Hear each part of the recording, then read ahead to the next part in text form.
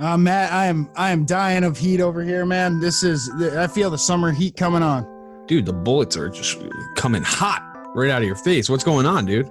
Well, first off, I'm not giving any damn money to those air conditioning people because I tried to get them over here once before and got in an argument. So now I'm looking for a venue to end up in because they're always a lot cooler, right? You know, something with a live act. Oh, okay. You're looking to be entertained and chill the fuck out at the same time. Absolutely. Okay. Hey, what if I told you I could save you a little money if you're looking to purchase some tickets to a live venue? Well, I'm not looking to sweat the ticket prices, so what do you got for me? Man, head over to seatgiant.com, enter the code SLACKER at checkout, and you will be getting a little sweet discount, and you'll be chilling in no time. Less money to give to that damn air conditioning repairman. Oh, man, yeah, get him out of here. Get out of here. Get out of here. Go to seatgiant.com, use the code SLACKER, get that discount. Rolling. 5, 4, 3, 2, 1. You're listening to American Slacker Podcast with Matthew Gertz and Jesse Landers. You'll see here the human male boasts the size of his testicles. I drive great when I'm blind.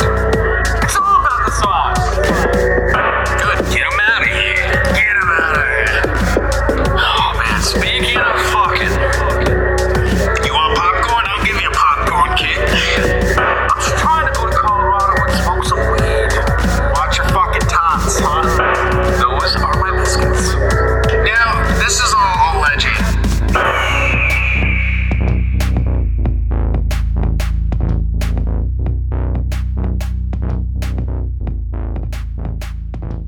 Welcome to American Slacker Podcast. As always, I'm Matt.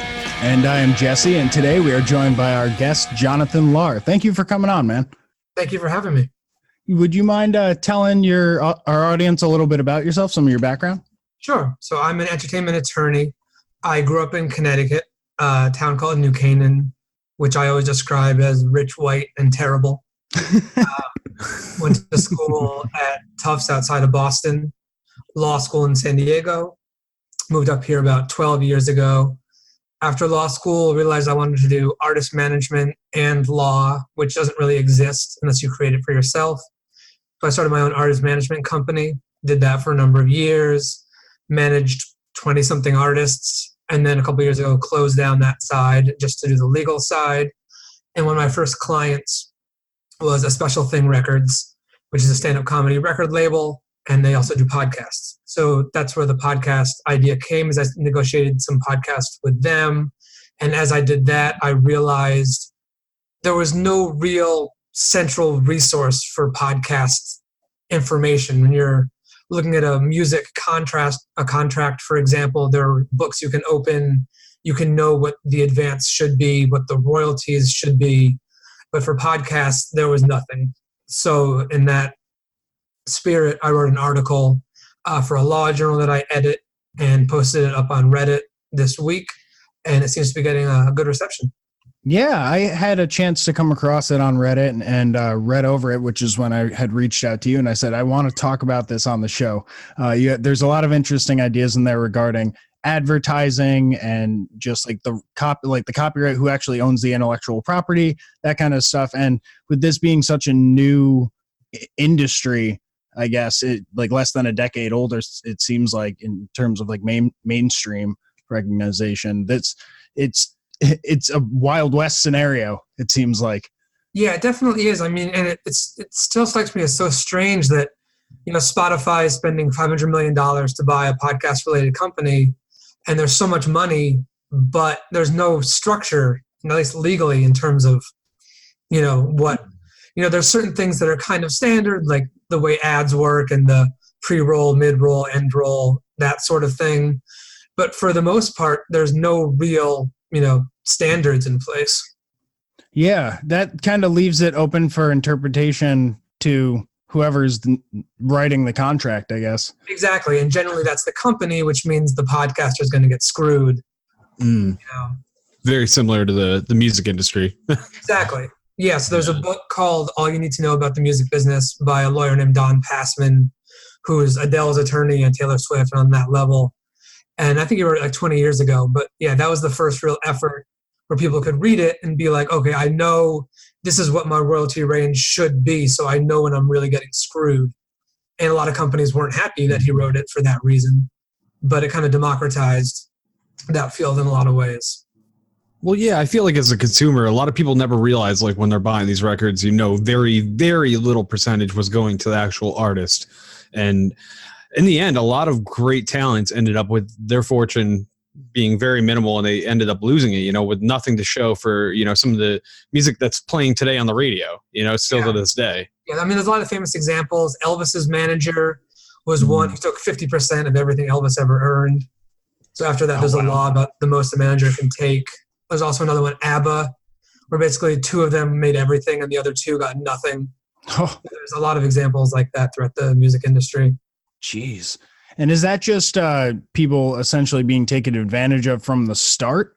Yeah, usually. I mean, it's hard because, they sign a bad deal and they end up stuck in it, especially, in California, you can only have a deal for 7 years maximum with this type of contract, but 7 years can sometimes be a whole career. That's true. Yeah. It's, and a lot of people also think, understandably, they don't want to put the money forward for a lawyer and it's a couple $1,000s, but they don't see the savings that they'll possibly get on the other side. Or the legal headaches or battles that you'll end up having to go through. Yeah. It's not like buying a piece of equipment or buying something solid. You don't know what you're paying for. And ideally, if you're paying for something good, you'll never know what you're paying for. But if you don't, then, it's good to have it. It's kind of like insurance in that way. Exactly. Yeah.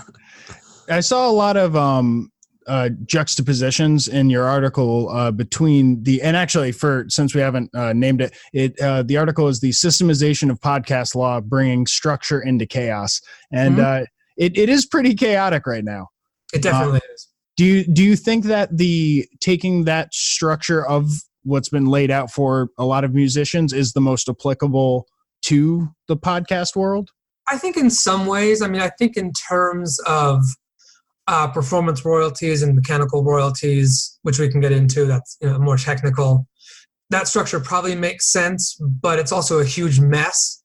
So, it's going to kind of take, ideally, it would take some sort of group of the few podcast lawyers there are of us and try to put something in place. More likely, it'll be some sort of litigation and it'll get really ugly. The article was hopefully an attempt to get around that, but it might be unavoidable. Well, it's starting conversations, that's for sure. Yeah, exactly. I thought it was very insightful, and there's a lot worth noting from it. The one thing I wanted to ask, though, is what do you think the best thing an indie podcaster can do to protect themselves is? Is it should they lawyer up immediately as soon as they have an idea? I don't know as soon as they have an idea. I mean, if they have an idea, they might want to at least trademark the name of the podcast. That's probably a good start. Try to figure out, understand the difference between a hosting company, an advertising company, a distribution company, figure out exactly what they need and where they need to go. And then when they get those contracts in, I mean, I mentioned in the article that most hosting companies are kind of take it or leave it contracts, which is unfortunate, but at least be able to understand what's in there and what you're signing. Yeah, because I mean, for I guess to be open and clear about it, we host on Libsyn, and we have looked into their advertising section or whatever. But I think you even stated in the article it's like a 50-50 sort of deal with them. So that it just doesn't, even if you are getting those download numbers that you need, is that the best that you can do? Are you better off going off on your own? There's a lot of questions that are sort of left up to a lot of pathways you could go down. Absolutely. Yeah. And I mean, I designed the article definitely as a starting point. I went with as many contracts as I could get access to and as many people as I could speak with, but I would love to get as many more as I can and try to make it a more robust sort of data set. But that was as much as I could get access to. There aren't that many lawyers doing it. and the ones doing it, some of them weren't receptive to talking about it. And some companies I spoke with just don't use contracts at all, which obviously I think is stupid. Because then it's anyone can do anything. Exactly. Yeah. And there's somewhat of a tradition. There's some like artist management companies that don't use contracts because they say, you know, if you're happy with us, and that's great. And that's fine. But from a legal point of view, obviously that makes any lawyer uncomfortable. Yeah, you're always better having it in writing. Yeah, exactly. And sometimes people think, you know, you want to put it in writing, it makes it too formal, it's going to scare people off. But it's just, I feel like if you're working with the right person, you're going to want to have everything laid out as clearly as possible. That makes sense. And one thing that's similar, I think that's going to become an issue in the future with podcasting is, you know, these third-party sites that are players that potentially could end up, you know, copying your podcast and playing it without you being able to tell, you know, the play stats, you know, anything like that, which is kind of it's a gray area as well, because your sponsors aren't going to know, you're not going to be able to show. So that's a big deal in the podcast world as well. Yeah, that's a good point. That'd be something good to add too. There needs to be some sort of centralized system for, you know, streams and somewhere to keep track of it no matter where it's sort of played. You know, and if they're taking your episodes, then are they taking your copyright? You know, they probably are. But then what can you do about it is the question also. And, you know, that gets difficult. You can send them, you know, cease and desist type letters, which are always fun to write. But there needs to be some sort of penalty. And if there's nothing you can do, if they don't take it down, then they can kind of just tell you to, you know, go screw yourself, essentially. I know there's been like a kind of a stir up in the podcast community lately because there's a newer company that just opened with a big budget, and they're a player, and they actually have like a lot of podcasts on there that, like, you know, we didn't like sign up to put our podcasts on there, but they probably have you on there type of deal. Yeah, that seems like a problem.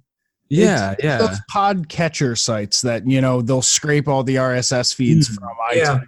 And essentially, and I even heard, I don't want to name names because I don't want to get it wrong, but there was a company that was putting other ads into the podcasts. That's what I was getting towards. Yeah. So it's like we're not even getting the revenue from that, but our podcast could be on there and they could be playing mid-roll of just some random thing that we have no association with because we're very picky about who we even interact with. Like, you know, it's going to be something we would use or like, you know, we would like not, we can back. One thing mentioned in the your article was the morality clause of, you know, if I don't want to advertise something because I'm morally objecting to it, then I should have that right to say you can't put that ad in my podcast. Absolutely, and that's a big equivalent with recording contracts where, you know, if they don't want to record something because they find it objectionable for whatever reason, they need to have the right to object to it. And podcast advertising should certainly, you know, you guys, and that's, you know, a good point for indie podcasters too, is at least try it if you sign a hosting agreement to get some sort of moral rights in there if it's not in there. You know, whoever you're advertising. It's crazy just because you never know if it's happening either. It could be, you know, the podcast players are popping up every day. Yeah, and I mean, I guess they assume that they're just going to get ahead of the law and then whatever happens. But, you know, eventually I imagine they're going to run into issues. Kind of risky. Yeah, but that seems to be the tech model in a lot of ways, is just ignore the law for a while and then hope they have enough money eventually to change the law or fight it. Yeah, the law is always chasing new technology, it seems. Yeah, law is constantly years behind technology. Hey everyone, this is Steve. And this is Adam. And we're part of the Hop Nation USA podcast, Pittsburgh's #3 craft beer podcast. Join us every Friday for new beer reviews. We'll talk about the news, history, and homebrewing. Plus, we'll sit down with the best brewers and industry personalities that'll have us. So whether you're a casual drinker, a hazy boy hophead, or even if you're a whale hunting cellar hoarder, just search Hop Nation USA on Apple, Spotify, or your favorite podcatcher and join the nation.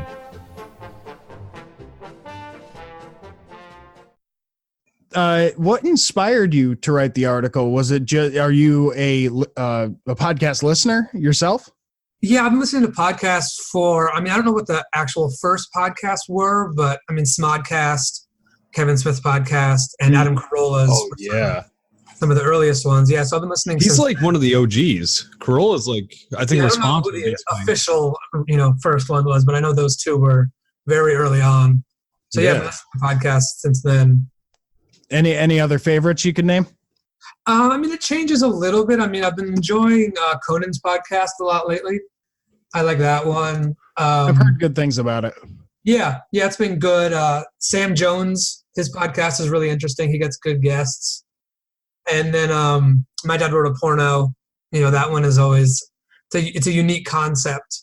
The popularity of that one is surprising, just how big it's become. Yeah. That's interesting too. To the point of, as we're discussing before the show, touring. And I think they sold out the Sydney Opera House like more than one. Insane. Yeah. That's crazy. Yeah, intro to podcasting, if you look up like what podcasts to listen to today, you're going to find that podcast on there among like Joe Rogan, like the biggest hitters of all. You're going to find that podcast. And it's amazing because it was just an organic start of people hanging out, really. Yeah, I think, is Serial still the most downloaded one? I'm not into the true crime stuff as much. Yeah. I think Serial might still NPR has a big, hit on it too. You'll find all the NPR podcasts are up top. Yeah. It's and even going back to like say Mark Maron, he's had the sitting president at the time on his show, but we're working still in an industry that doesn't really have laws that cover. It's remarkable. The show that he was on, like that's very interesting to look at it like that. Yeah, I never thought of it like that, but yeah, he like literally had Secret Service like scan his house a week before, just so we could have him come to his like garage and record a podcast. Yeah, and they had like snipers and stuff. I remember listening to that episode. Yeah, it's crazy that they have all that, and podcasts are that level of visibility. Mm-hmm. But the legal structure behind it is just non-existent. Yeah.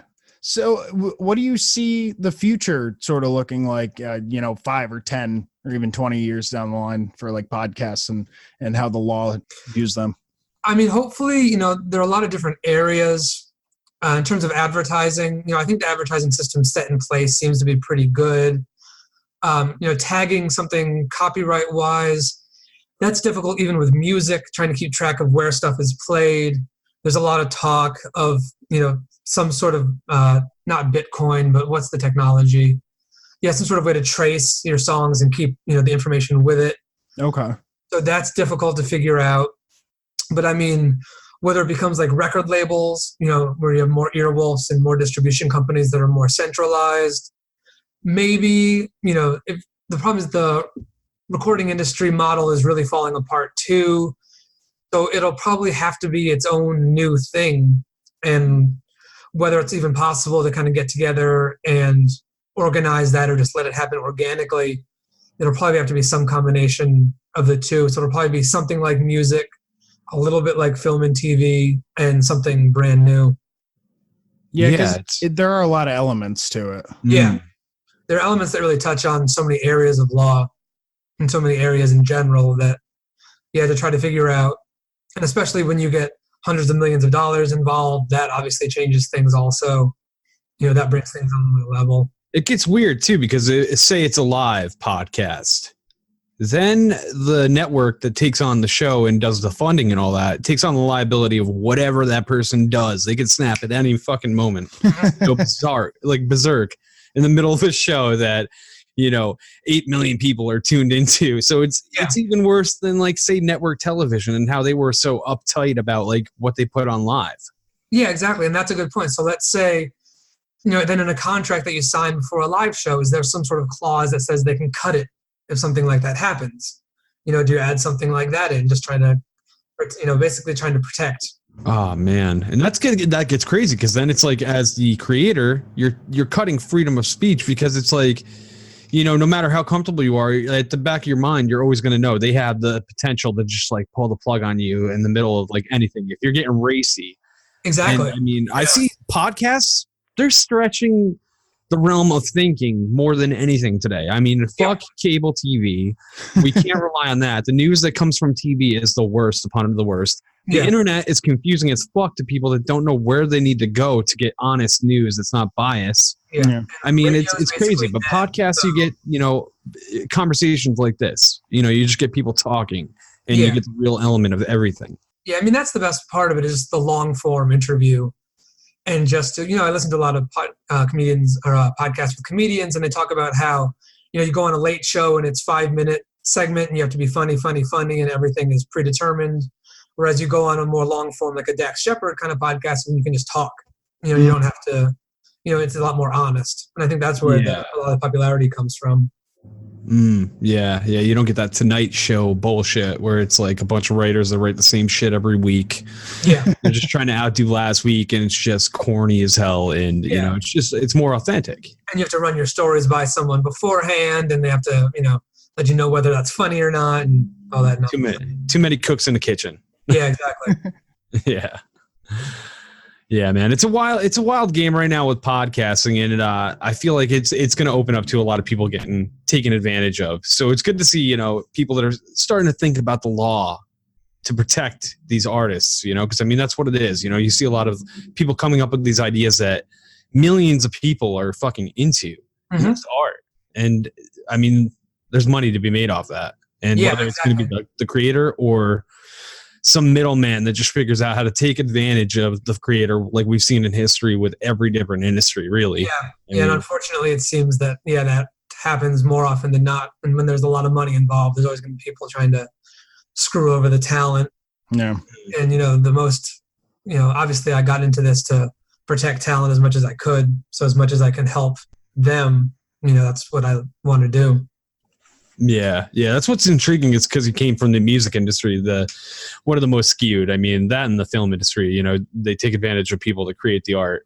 The actors, the musicians, they fall vulnerable these days unless they're grinding enough to make their own label and do the smart break off move. Like very few do, but exactly. And it'll be interesting to see whether there are more distribution companies in the future, and then it becomes more DIY, like the music industry has, where if you're hip hop or pop, a major label makes sense, but otherwise, it really doesn't. And even if you're, Chance the Rapper, you can go totally outside the system. Yeah. EDM too. EDM is a big example. Independent.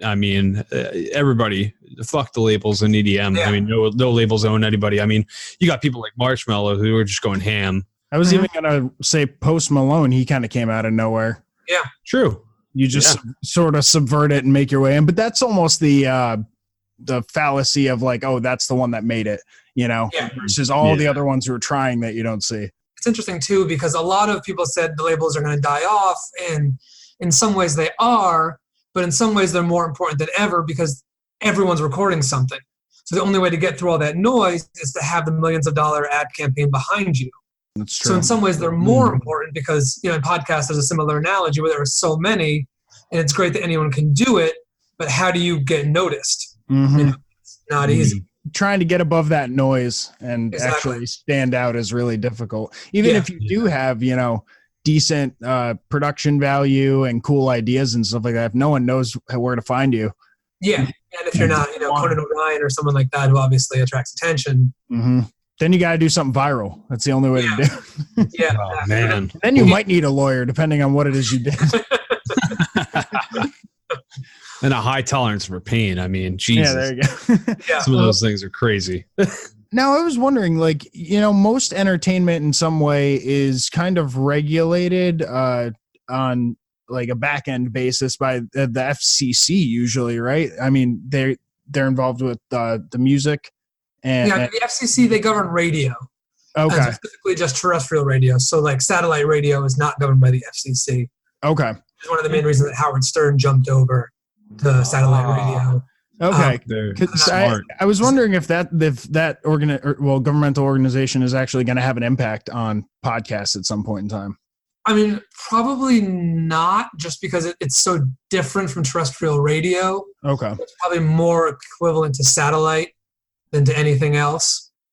But you have to seek it out. In terms of if there's something objectionable on television, wouldn't they be the ones to report and do a report to, and then the FCC hands out the television license and whatnot? Yeah, they are, exactly. So are they going to make a podcast license down the line that we're going to have to apply for? That's a good point.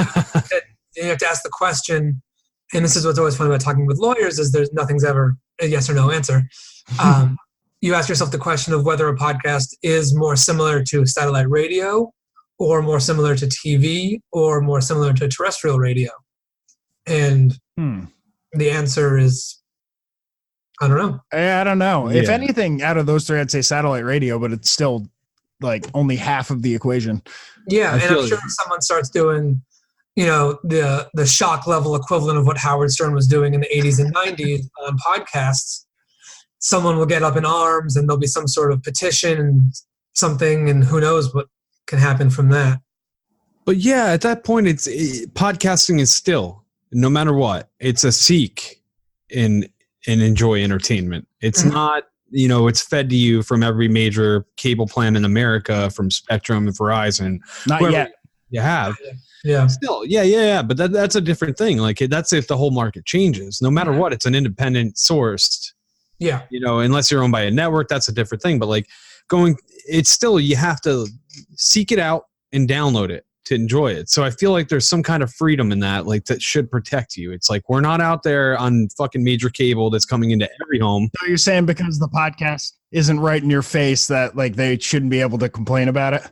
Yeah. Like, I mean, what the fuck, man? I mean, I don't know. I'm a big, I love the freedom of speech. Like, I just don't understand. Like, if you're saying it, don't enjoy it. If you don't enjoy it, don't download it. Yeah. I agree. But it's interesting. Like, there was a billboard right in the corner of where I live for Will Ferrell's podcast. Mm-hmm. So there's starting to be podcast billboards at this point. So the Ron Burgundy one? Yeah, that one. Yeah. Not in, I got to say, I wasn't impressed. I was like, it was a weak character piece. Oh yeah, I haven't checked. I mean, honestly, I downloaded it, but I haven't checked it out. Yeah, I don't know if the character would work for. Sorry to spoil it for you, or give you a tone before you go into it.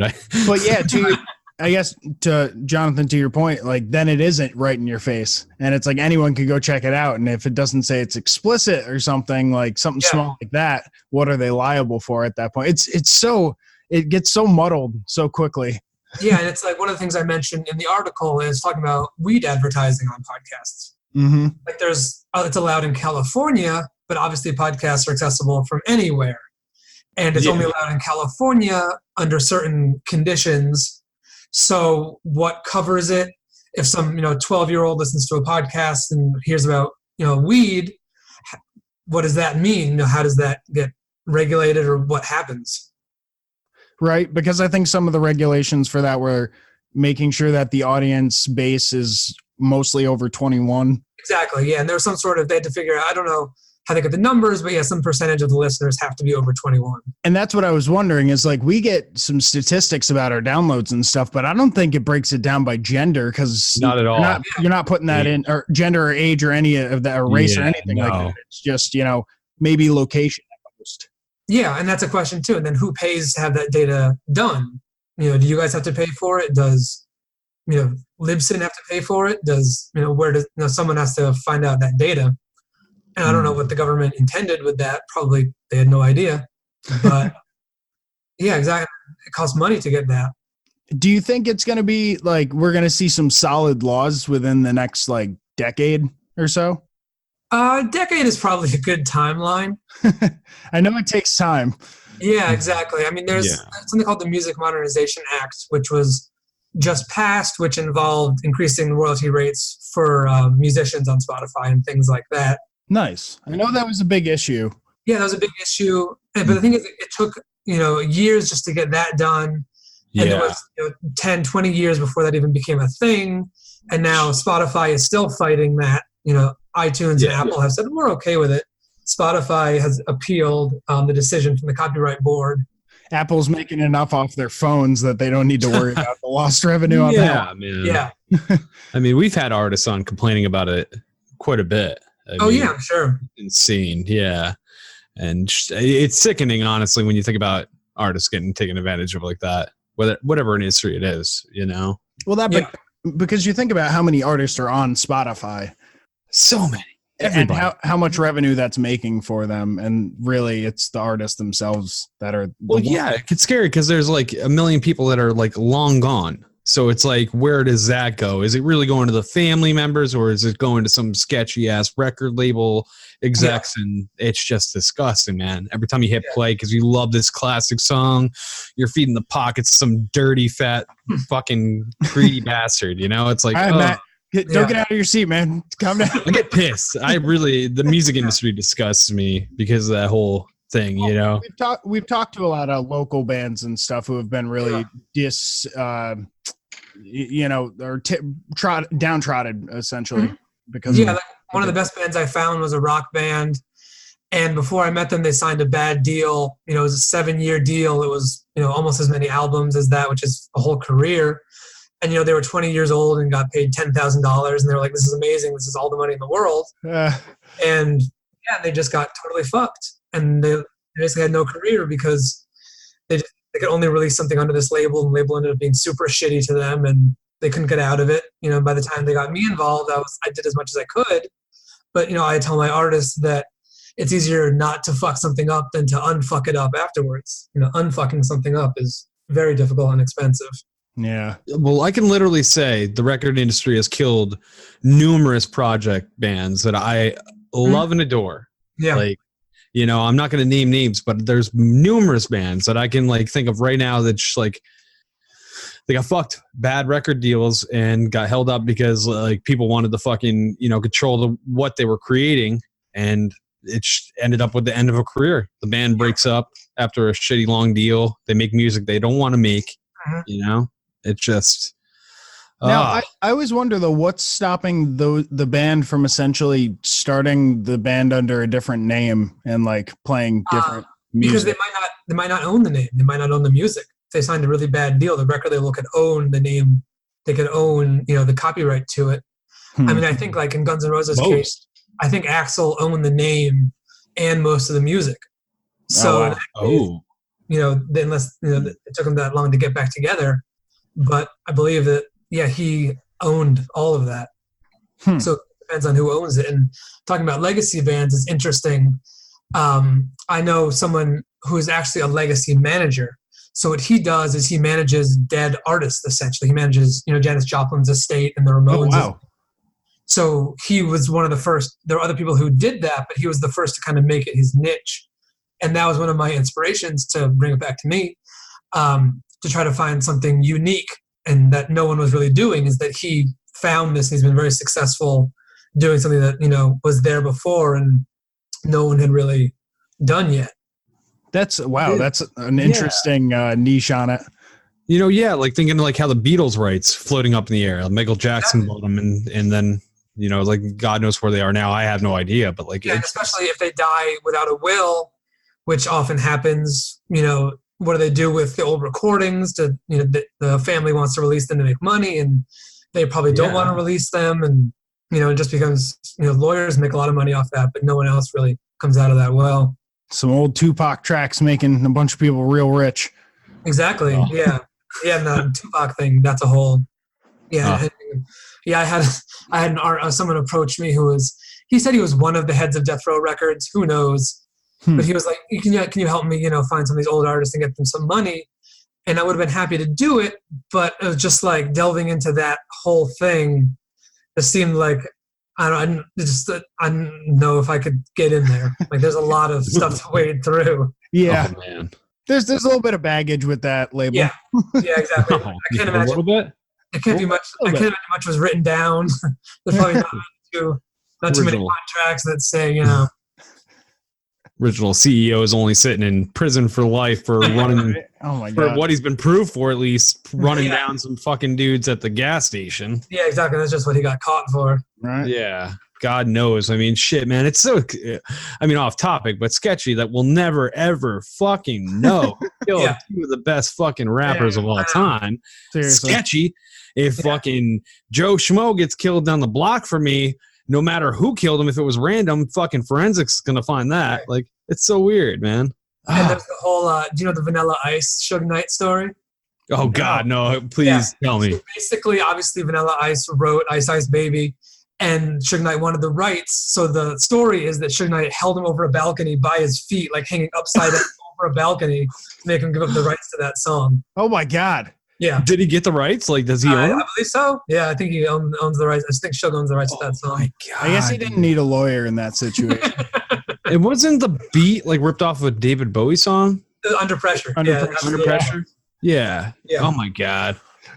Pick a better song if you're going to fucking yoke up the artist to steal it. Jesus. I mean, there was a lot of great acts back then. Listen, this podcast contains language that some may find offensive. The hosts are a couple of alcohol-fueled hooligans with little regard for decency or tact. Hey, I'm Zach, And I'm Danny, and this is the Working Stiffs Podcast. and this is our promo for the Working Stiffs podcast. So what are we about, Zach? What do we do? Drinking busting balls. We do today. We're not drinking though, because I'm sick. I gotta work. So I can't yeah, have a drink today. yeah. And this is kind of what we do. We banter back and forth. We talk about stuff, and sometimes we have some guests on. Yeah. We like to highlight the working class of America, and that's pretty much it. Yep. That's So about it. if you're into that, check us out on iTunes, Spotify, Stitcher, Google Play, and pretty much wherever else you can find podcasts. We're probably there. We're on Twitter. We're on Facebook. We have a website, workingstiffspodcast.com. We're special. Yep. Listen to us. And that's pretty much it. Wrap up this promo. Live with your sack, not your back. All right, get your asses back to work. Later. So your background is mostly music, it seems, and it even said that you are a recovering artist manager. I thought the phrasing was kind of interesting on that. I figured there's a story. Yeah, I mean, I enjoyed artist management, and it's nice to be that close to the artist, but it's a lot of, calling 100 venues and trying to find booking agents and reaching out to people, and just the amount of busy work is just really incredible. And I liked the intellectual aspect, the legal side more. So that's the main reason I switched over, is just because the amount of repetitive tasks involved in artist management are just overwhelming. What do they entail? It's a lot of let's say a band's going on tour, so it's finding venues that they can play at, it's finding hotels, it's figuring out travel, figuring out gas, figuring out van rentals, figuring out all the details you can imagine, and that's just a tour. If they're recording an album, it's making sure they're sticking to a recording schedule, making sure that they're actually going to release anything. I've had the first artist I ever worked with built a recording studio in their backyard, which was great, but they never released anything because they spent time, trying to make it note for note perfect. Oh man, it's just not possible. Heard of that? Yeah. I mean, that's one nice thing about analog, and tapes is you just couldn't do that. With technology, you can try to perfect it, and you can get stuck there, and it's scary to release something. But procrastinator's dream, digital. Exactly. Yeah. And you have to realize that it's never going to be perfect. It's just not possible.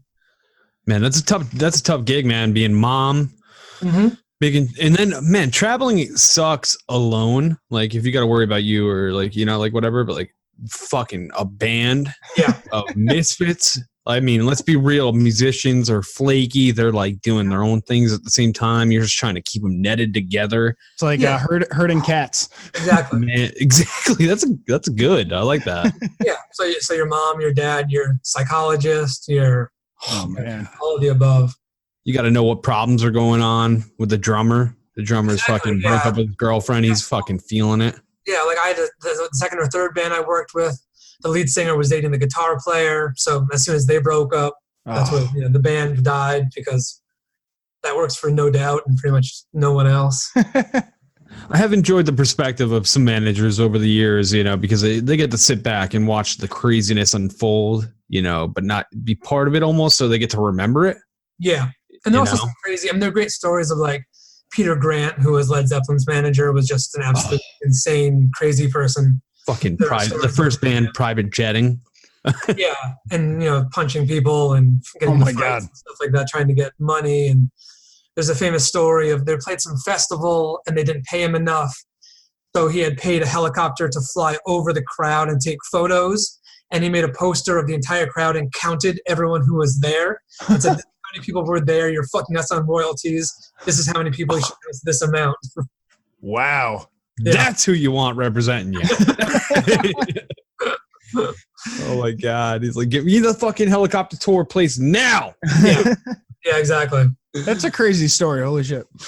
Yeah, and it's interesting because the podcasting world's so new. I mean, I can only imagine what we're going to come into because you got podcasts that people are becoming mega stars just because of podcasts now, and it's so interesting to see this. On top, we also have plenty of people getting famous being Instagram models, which is pretty crazy. Yeah, but it's unrepresented, and it's going to be a fucking interesting story to see unfold. Yeah, I think YouTube celebrities are a little further along in terms of representation and that sort of thing, and certainly the money they're making seems closer to Hollywood. Yeah, definitely. Logan Paul's in a rock movie. It's crazy. Yeah, and it's a question of what talent will come out of that. Obviously, I'm 37, so I'm a little bit older. So I don't know how talented the people will be that come out of that. I think Bo Burnham sort of came out of the YouTube world. He's the only one I really know of who seems legitimately talented. He had a lot of success being like the youngest Comedy Central special, I believe. Yeah, that, and then 8th Grade, was a big hit too, and that was his first movie. I think Impractical Jokers are the biggest example I could think of. They run, they basically are keeping a whole TV channel afloat. Yeah. And they started on YouTube. A bunch of guys just fucking. I didn't realize that. Around. And now they have the the biggest. I think it's one of the biggest shows on fucking network cable. Really? Yeah. Well, it plays like 24/7 on True TV or whatever that is. Yeah. It is a pretty popular show. They're up there with Steve Harvey for like daytime TV appearances. And as far as YouTube talent, I don't think of anybody else that's like, in a movie that popular or a TV that popular at least. Yeah. I know YouTube's tried to do sort of their own thing where they've made their own movies with their original stars. Karate Kid, bro. I have slept on it. I got to see it. Have you guys seen it? I watched the first couple episodes. I didn't get into it, but I have heard good things about it. There's just so much TV at this point. It's like you watch 1 or 2 episodes, and if it's not amazing, you can kind of move on to the next show. Right. You were a Karate Kid fan growing up? Oh yeah, absolutely, of course. I figured we're almost the same age. I'm 31, so we grew up with the good 80s shit. Yeah, exactly. Yeah. That's that. I'm still gonna check it out. Got to give Daniel a chance. So I have to say, Johnathan, I've noticed from your career path and just from the article that you've written, the order to chaos thing, or I'm sorry, chaos to order thing seems to be your go-to MO. Between these artists that you had to wrangle and get them into places at certain times to you looking at this whole medium of podcasting and saying, I want to find a way to categorize all this in a way so that no one gets screwed over. Yeah, I think every lawyer is going to be pretty anal. I don't know how I rank, probably more on the anal side than most. But yeah, I like trying to organize things and get stuff, into clean and clear systems. And that's part of the reason I like what I do is because, reading a contract is certainly boring, but there's a satisfaction to getting it all nice and right and, to look proper and to understand it. And that whole process of getting stuff organized is, definitely kind of the driving force behind my career. Well, it's a useful motive to have for sure. Is your house immaculate? I'm just wondering now. Motherfucker. I live with my girlfriend, so fortunately she's able to help out with that. There you go. Well, I'm just thinking, if he likes order, it must be, everything has its place. Yeah, that's true. Well, this has been great, man.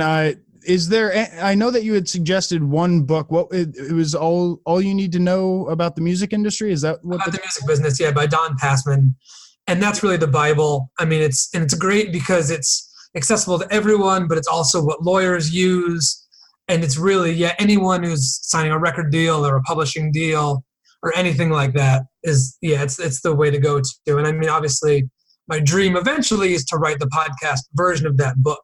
That's somewhere down the road, but the article was kind of the first step, I feel like, towards something along those lines.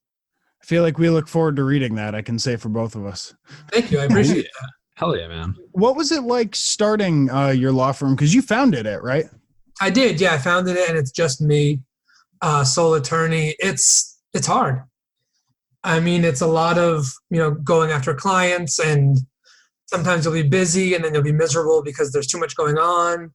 and then you won't have any clients and you'll be miserable because there's not enough going on. You kind of ping pong between those extremes. Yeah. And then you also have to handle, the business side and the money and all the financial aspects of having a business and all of that. So it's a lot like any small business owner. Plus knowing the law. Yeah. Plus that. Plus that. Yeah. Just plus that. If you own a bakery, you could burn some bread, but like you get something wrong, people are going to jail, Yeah. Well, fortunately, I only do entertainment stuff, so people aren't getting screwed that badly. I looked into, I worked for the DA my first summer after law school, to the district attorney, and I realized I did not want to be in court or do that or have that much responsibility. Yeah, I couldn't imagine that. Oh, man, yeah. We've had experience with court. Nobody wants to ever endure that as a career. Come on. No, I couldn't imagine. I understand like the public aspect of it, and I like talking in front of people and, speaking, but yeah, I couldn't imagine wanting to be in court all the time. Yeah, being that kind of public servant sucks. Yeah, exactly. And then also, even then, there are too many lawyers, not enough jobs, and that's a hard job to get. There's very few easy legal jobs to get at this point, unless you don't want to move somewhere that's less popular than, Los Angeles or New York or San Francisco. So is the career path generally, it's either like go work for another established firm or open one yourself? Yeah, pretty similar.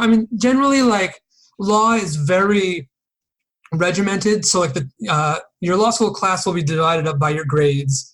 So the top 10% of your class, everyone will know who that is, and they get the big law firm jobs. And that's, $200,000 a year to start. Wow. But also you're working, 7 days a week for years and years and killing yourself doing it. So that's the trade-off. And then there's smaller firms people can go to. There's government work, not only being a public defender or a district attorney, which are, both sides of the criminal, but working for the government itself. And then, starting your own thing. You have to sort of have the entrepreneurial desire to do it, because it's a different skill set from a lot of other things. Oh, yeah, and the drive, too. Like with any small business, it's going to take up the majority of your time. Yeah, exactly. It's probably take up almost as much time as a big law firm job is, but it's just you're doing it for yourself, which feels a little bit better. Yeah, and you picked a really cool spectrum of law to get into for sure. Entertainment, at least you're hanging out with celebrities, hopefully, as opposed to, a murderer. Oh, God. I say nothing against murderers, but I guess I don't have to not offend murderers. So. You go right for the top. I was thinking. I guess Ted Bundy and Charles Manson are celebrities again. So. Well, it all comes back around, right? Yeah.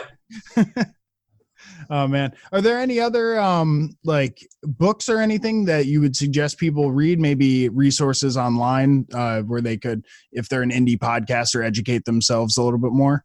That's a good question. I'm trying to think of, I would try to get as many contracts as you can. Some of the hosting companies just had kind of like they had the terms and conditions online, so you can look around and see what's different between those. Mm-hmm. Just try to get your hands on as many actual contracts as you can and just try to compare them. But unfortunately, it's hard. I would talk to other podcasters, see what their deal is, see what kind of their numbers look like, and try to figure out, based on your level or where you're starting out at, and just involve yourself in the community and try to kind of DIY it. Unfortunately, that seems to be the best resource at this moment. Well, podcasters are pretty good at DIY and stuff. So yeah. Best of luck to us all. Yeah, it's an interesting market. You see that it's being developed by the people that are fucking doing it in their home bases, It's crazy. It's unlike anything else. Yeah. And then hopefully, there'll be a good resource for start sharing, ad revenue necessarily, but what percentages you're getting and numbers you're getting and kind of, downloads versus the levels and, all that sort of stuff. It would be great to have podcasters kind of centralize that data so you can look at that. Set an industry standard. Yeah, exactly. I've noticed the indie ones are definitely more transparent than the big ones per se. Yeah, I'm sure. Yeah. Well, because you can always fluff those numbers up, especially if you're a bigger company with a lot of shows. And so I know television stations do it all the time. That's why you end up with 3 number 1 news in the whatever area station. because they're all using different metrics to say, oh, we're number one from, 7 to 8 as opposed to 8 to 9. Yeah, exactly. And that's looking at how complex it is, even just to, what's a download? Is it a full listen? Is it someone who starts an episode? Is it an automatic download? Someone just has their software set to? Right. Even just looking from there. It gets very complex. Yeah, it does. Yeah. Because then what do you say? 30% of the episode listened to counts as like enough for the advertiser. Or then like, what about your advertisers that are mid-roll that they didn't get to? Yeah. How does, Yeah, exactly. crazy. Yeah, and there was something interesting I found in my article, which is NPR for a long time with their podcasts, their ads change. So they'll release a podcast and an ad will only last for a certain amount of time, and they'll go back and reinsert new ads into it. So they have dynamic ads. Huh. Which is an interesting concept. And I guess if you're, changing it to promotions, like from within, promoting another show, at that point, there's probably less of a stipulation to that. But if you're putting another ad in there in place, are you telling people that you're selling these ads to that they're getting ads that are going on old episodes no one's going to listen to? That's a good point. Yeah. And it's also, it's got to be in the contract. Is it based on number of downloads before you're replaced? Is it based on time before your ad is replaced? Yeah. Those sort of issues have to be figured out also. If you even know that it's happening to your podcast, which you might not. I've noticed with a lot of the advertisers, they'll do a pay-per-click thing. Those promos are kind of big now where, you get the HelloFresh code Slacker, which doesn't exist. Don't try it, people. And, you get 10% off and then we get 5% of that 10% or whatever the hell it is. That seems to be a little bit more direct and a little bit more reliable in terms of numbers. Yeah, that's true. And that's a good way of figuring out kind of, how many people are actually going through it. I know Dollar Shave Club, I remember, was an early podcast advertiser. You get that one a lot. In Squarespace, you hear a lot. There seem to be a lot of startups and stuff that are benefiting from the podcast advertising. Yeah. Yeah. And they clearly find it worthwhile or they wouldn't, be doing it anymore. But looking at their numbers would be interesting too. Mm-hmm. Some transparency, people. That's all we're asking for. Yeah, exactly. Well, this has been great, man. Thank you so much for coming on the show. Yeah. Thank you so much. And I had a great time. Pleasure was all ours, man. And definitely keep an eye on Johnathan. He is fighting for our rights as podcasters. To party. Very few of them out there. Is there anywhere that you want people to find you? If, social media, anything like that? Sure. Check out my website. It's IcarusLaw.com. ICARUSLAW.com. And the link to the article will be up there. It's not currently, but I'll put it up in a moment. Facebook is Icarus Law. Instagram is Icarus.law. So there's a theme. There you go. And we'll also include a link to that article within these show notes. So that'd be great. I appreciate that. Fine for everyone. Thank you. Oh, yeah. And everybody at home, thank you so much for tuning in. And until next time, that's it. There you go. We're smoking America. We passing America. I'm mapping America. I'm psyching America. We talking America. We blazing America. This is fucking America. We're slacking America. This has been American Slacker Podcast. You can reach the show by searching American Slacker on Facebook, Twitter, Instagram, YouTube, and Reddit. Or send them an email to americanslackerpodcast@gmail.com. You can download and rate American Slacker on iTunes, Spotify, Stitcher, Google Play, and all other podcast platforms. Visit the show's website, aspodcast.com, where you will find every episode, official merchandise, and links to their Patreon if you would like to support American Slacker. Give me a minute. Think about the seconds that are passing. Man, I gotta go and get it, grab it. Why you gotta go and act savage? Smoking weed, I gotta feed the habit. Now I'm on some other shit. Things that I gotta go get. Medical all on my slip. You falling like dominoes, bitch. Stuck in my ways, fucking high days, fucking sideways in the driveway. We smoking America. We passing America. I'm mapping America. I'm psyching America. We talking America. We blazing America. This is fucking America. We're slacking America. We're slacking America.